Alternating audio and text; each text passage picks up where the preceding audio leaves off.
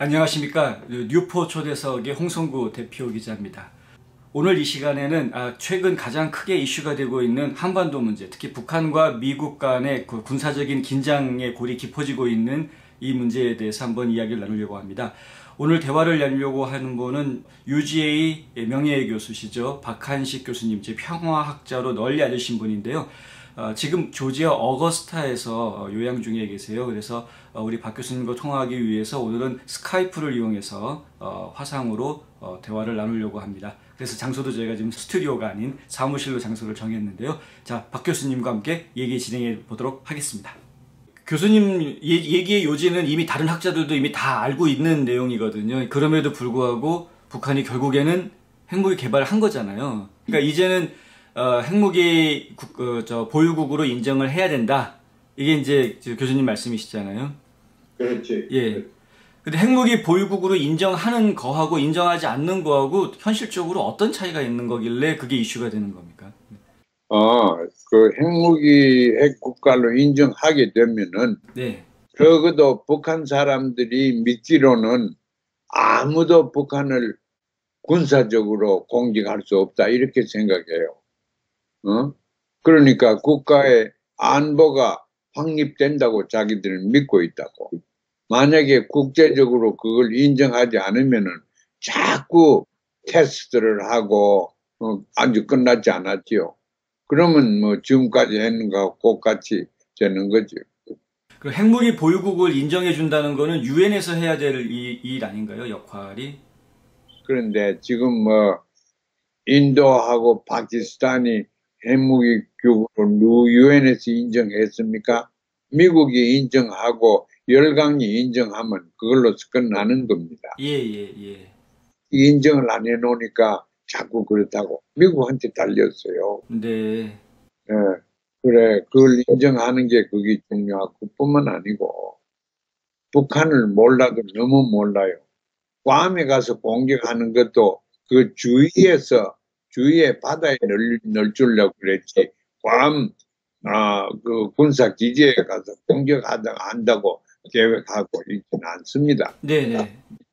괌에 공격을 뭐 하든지 이러면 미국은 어떻게 하는 거예요? 미국이 북한을 공격한다는 건 말만 있지 실질적으로 어디 가서 누구를 때릴지 모른다고요. 한국하고 달라서 청와대가 있는 게 아니고 그 뭐 건물도 군사기지도 노정대에는 전부 다 땅 밑에 파묻어 놓고 네. 지도 체제 뭐 김정은이가 어디 가서 있는지 모른다고요. 지상군이 매시블리 들어가서 하기 전에는 찾을 수가 없다고. 그 지상군이 들어가서는 100% 총 맞아가 다 죽어버려요. 그 미국에서 최근에 발표한 그 선제 공격 시나리오가 있잖아요. 그렇죠. 예. 태국 시내는 먼저 가서 제압하는 거. 가서 어디 가서 무엇을 공격할지 전혀 모르고 있어요. 아, 알 수도 없고.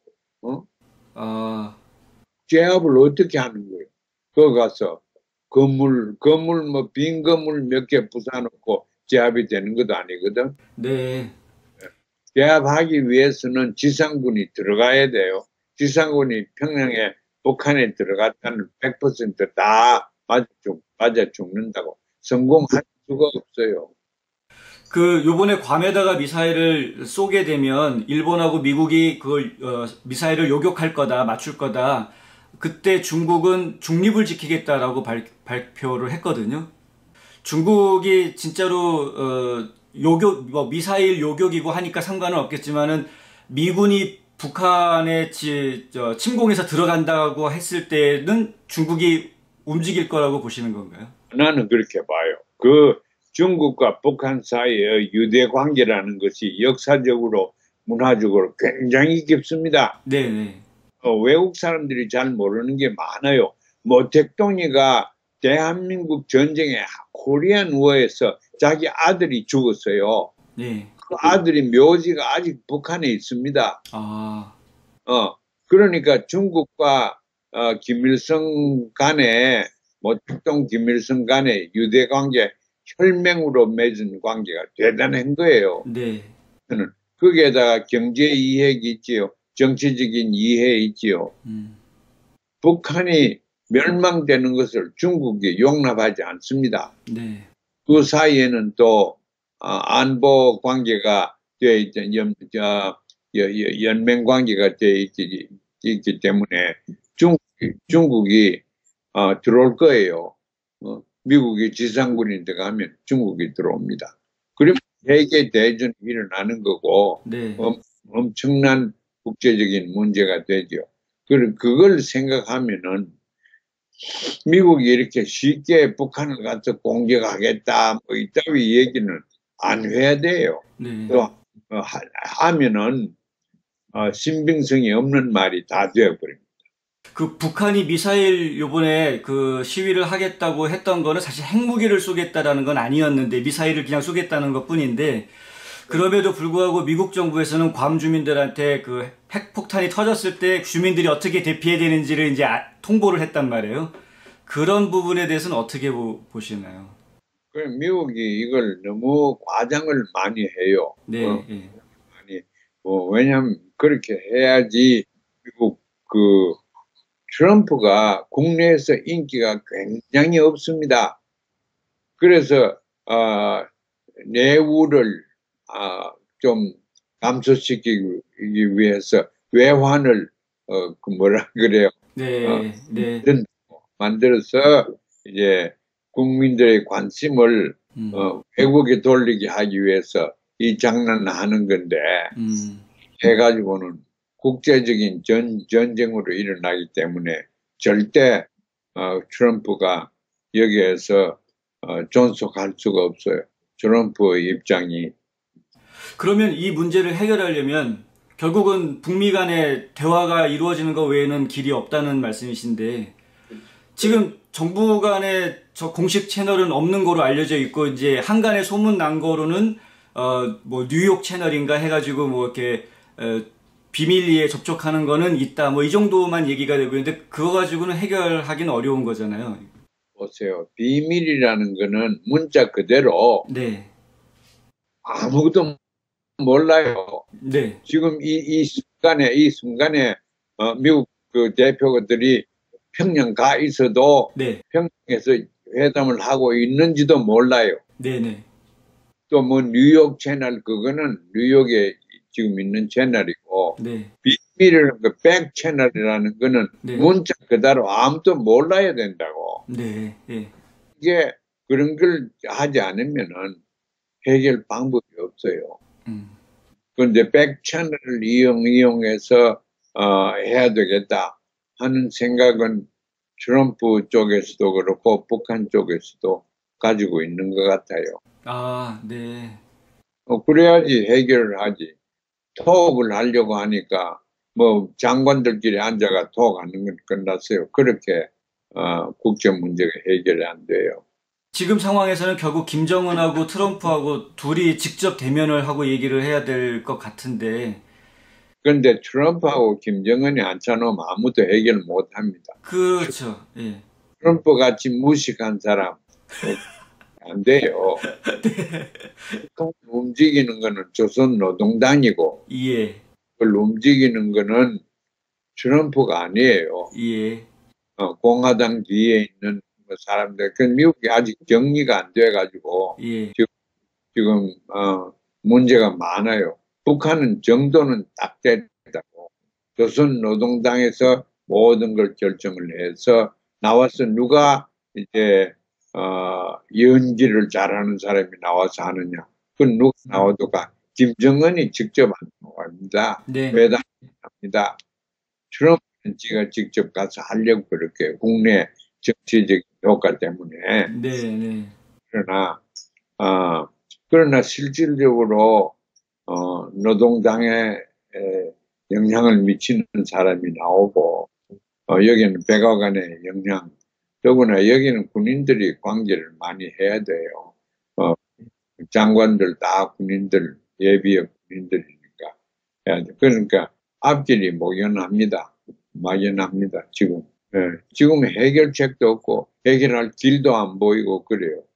그러니까 다만 뭐 같이 때리고 뭐 이렇게 잿더미를 만들고 불덩어리를 만들면 뭐 손 들고 나오겠지. 그건 옛날 얘기고 절대 손 들고 나오지 않습니다. 네. 북한을 핵 보유국으로 인정을 해주게 되면 남한하고 북한 간의 통일은 물 건너가는 거 아니냐라는 얘기도 많이 나오거든요. 북한 핵은 남한의 위협이 되지 않습니다. 심리적으로 경쟁력이 있어가지고 그렇지. 음, 어, 남한에는 계례적인 무기 가지고 얼마든지 공격하고 잿더미 불덩이 다 만들 수 있습니다.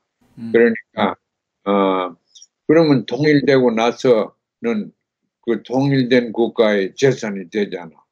어, 통일된 나라가 핵국가가 돼요.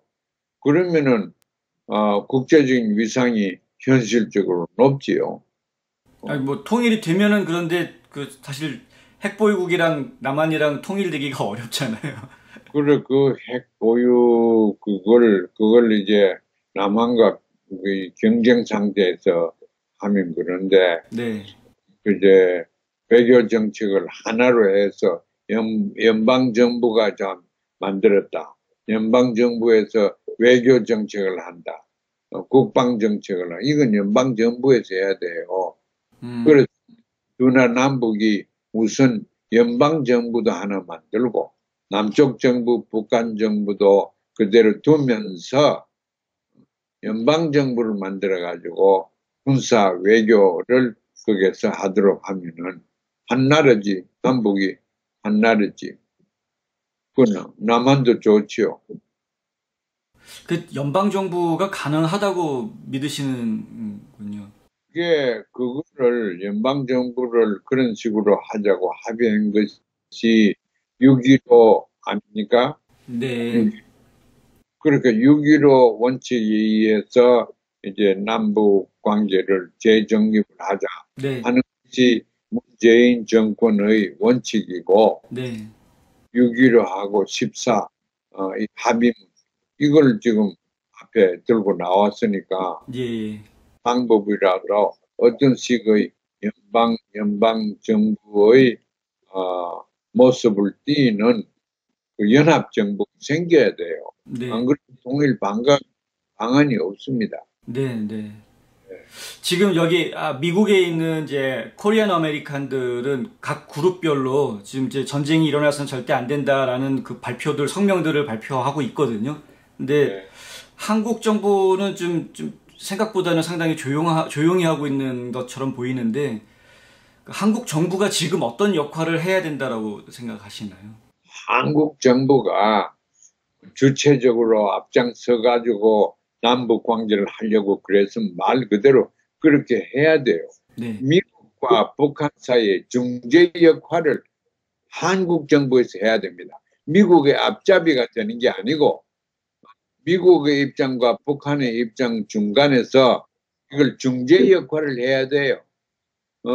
미국은 그러니까 영어로 negotiation을 서울에서 할 게 아니고 mediation을 해야 돼요. 아, 예. mediation을 워싱턴과 평양 사이에서 mediation 하는 걸 누가 해야 돼? 서울이 해야 돼요. 네, 네. 그런 식으로 하라고 촛불혁명도 일어났고 문재인 정권이 들어서가지고 지금까지도 밀고 나가는데 평화적으로 해야 된다. 평화적으로 하도록 해줘야 돼요. 음. 그러니까 서울 정부가 지금 역사적으로 지금의 할 일이 굉장히 중요합니다. 문재인 독주린이 없어요. 어? 아, 문재인 독주린이 있어야 돼요. 그 독주린은 unconditional talk, unconditional dialogue. 그게 문재인의 독주린이라야 돼요. 전번에 베를린에서 그렇게 발표했던 거 아니었나요? 그거 다 컨디셔널이죠. 아, 그랬나요? 적이 맞으면은 예. 자들이 핵 실험을 안 하고 뭘 하고 이 여건이 맞으면 하겠다고 그랬지. 아, 여건이 되면, 네. 그럼 여건을 맞추게 하기 위해서 회담을 하는데 회담의 그 전제 조건으로 갖다 대 가지고는 말이 안 되죠. 그 참 중요한 촛불혁명으로 국가가 들어섰는데 네. 그 역할을 지금 못하고 있어요. 대북 정책에서, 외교 정책에서 자기 독립이 나와야 돼요. 주권 국가로서. 미국 그냥 눈치 보고 따라가는 건 그만해야 돼요. 과거 보수 정권들이 다 그래 했지. 박근혜, 이명박, 이런 사람들이 다 그렇게 했지. 이 문재인 정권이 지금 옳게 해야 돼요. 옳게 하려고 하면은 mediation, not negotiation. mediation을 해야 돼. 그 중재 역할을 하기 위해서 정책과 전술과 전략을 다 새로 만들어야 돼요. 예. 주변에 지금 정책을 이끌어가는 사람들이 좀 빨리 생각을 정리를 하고 말씀하신 독트린을 세워야 되는데 중심을 좀 잡아야 되는데 그렇게 해야지 미국한테도 열강한테도 인정을 받아요. 네. 미국 하는 대로 따라다니고 이렇게 하다가는 지금 보세요. 코리아 패싱이라고 하지 않아요? 그 걱정 많이 지금 그렇게 되고 있습니다. 예. 이게 중간에서 미디에이션 해보세요. 대한민국이 절대 필요하지. 미국으로서도 그렇고, 평양으로서도 그렇고, 그런 역할을 해야 돼요. 근데 미디에이션을 하고 싶어도 북한이 호응을 안 해주잖아요. 그런 건 아닌가요? 그 미디에이션 해야 되는데, 미디에이션 안 하고, 네고시에이션 하려고 달라드니까, 어떤 아젠다를 가지고 그걸 관철시키려고 하지요. 그 아젠다가 북한의 비핵화라고. 그래가지고는 미디에이션 되나? 북한은 핵을 포기 안 하려고 하는데 미디에이션을 하기 위해서는 북한 얘기를 충분히 듣고 미국에 전달하고 또 미국의 입장, 트럼프 대통령의 정치적인 프리디커먼트를 북한 사람들한테 얘기를 해주고 그렇게 하면 북한 사람들도 뭐 전쟁해가지고 사람들을 많이 죽이고 하는 거 자기 원하는 게 아닙니다. 그러니까 가능성이 있어요. 그리고 그걸 우리 정치자들이 좀 깊이 생각을 하고 정부에 직접 간접으로 지원을 할 수 있는 그런 기회를 만들었으면 좋겠습니다. 네, 감사합니다. 네. 감사합니다.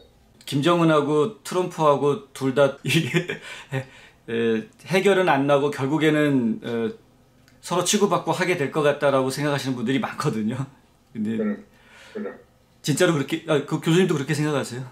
그런데 북한을 움직이는 것이 김정은이라고 생각하면 잘못이에요. 예. 북한을 움직이는 원칙이 있고 주체의 원칙, 또 김일성의 원칙을 그대로 지금 또 김정일은 성분 정치라는 걸 그대로 지금 하고 있고. 네. 그러니까 김정은이는 그 수단에 불과해요. 수단에 불과해요. 그러니까 뭐 장성택이를 죽이고 김양근을 죽였습니까? 김정은이가 죽인 게 아니에요. 그 체제가 죽였다. 그러니까 그런 걸 북한 전문하는 사람들, 대한민국 정부에 조언하는 사람들, 띵크탱크에서 충분히 연구를 해야 돼요. 그러고 미국은 트럼프가 뭐 결정합니까? 트럼프는 지금 말하면 전부 거짓말이라고 생각해요. 미국들은. 그러니까 미국을 외교 정책을 지금 국방 정책, 한반도 정책 누가 하느냐?